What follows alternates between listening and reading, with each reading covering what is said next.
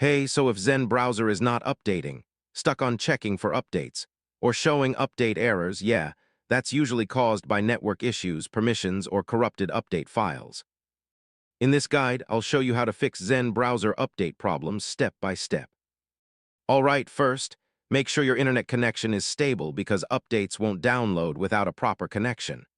Now close Zen Browser completely and reopen it to reset the update process. Restart your computer or device to clear temporary update system errors. VPNs or proxy settings can block update servers, so turn them off temporarily. Corrupted cache files can interfere with update downloads, so clearing them can help.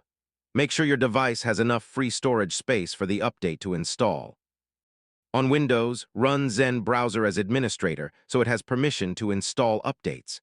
Some antivirus software may block update files, so disable it temporarily if needed. If updates still fail, reinstall Zen Browser to get a fresh and fully updated version. And yeah, that's it.